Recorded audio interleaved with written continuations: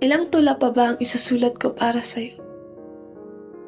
Ilang tula pa ba ang kailangan mo para mapansin ako?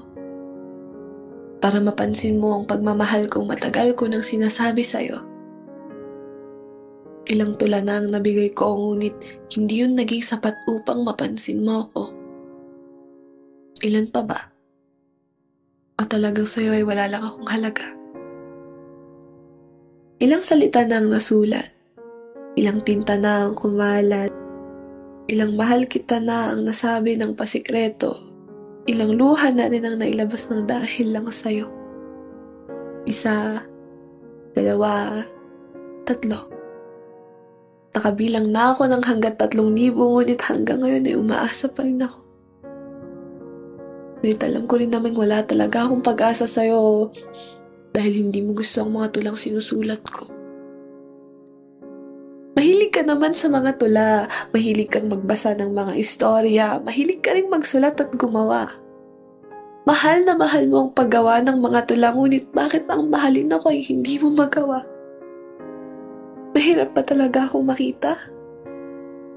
Madalas na hindi makita ang taong nasa harap mo lang, madalas na naiignora ang mga taong nagmamahal lang. Napakagulo. At kung sino pa ang hindi ka gusto, siya rin ang mamahalin mo. Nakahanap ka ng isa ring mahata. Nakahanap ka ng taong katulad natin ay mahilig gumawa ng istorya. Mahilig mag-isip ng mga senaryo at saka gagawa ng istorya o tula.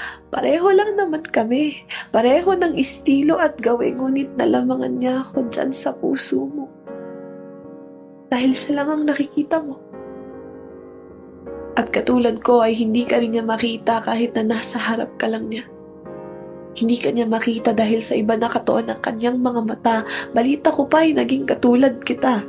Nagsulat ng tula, nagbigay ng mga tula. Ngunit hindi niya rin mapansin ang iyong nagawa. Naintindihan niya ang isinulat mo, ngunit mas pinili niyang hindi ito pansinin. Alam niya ang gusto mong iparating, ngunit mas pinili niyang ignorahin. Ganyan ka rin naman. Alam mo ang gusto kong sabihin, alam mo ang aking nararamdaman, ngunit mas pinili mong paganahin ang iyong kamanhiran. Ilang tula pa ba ang isusulat ko? Sasabihin ko pa ba ang lahat sa'yo? Aaminin ko na ba ang lahat sa'yo? Magsusulat pa ba ako ng tula? Mag-aalay pa ba ako ng tula para sa'yo? Nakakapagod din palang hindi mapansin ng taong gusto mong magpansin sa'yo. Magsusulat pa ba ako ng tungkol sa katangahan nating dalawa? Nakakapagod mag-alay ng tula sa isang taong hindi ka rin naman makikita. Pero mahal, gusto ko lang sabihin na kilala ko kung sino ang gusto ng taong mahal mo. Kilala ko ang dahilan kung bakit hindi niya magawang pansinin ang mga gawa mo. Ito na ang huling tulang iaalay ko sa'yo.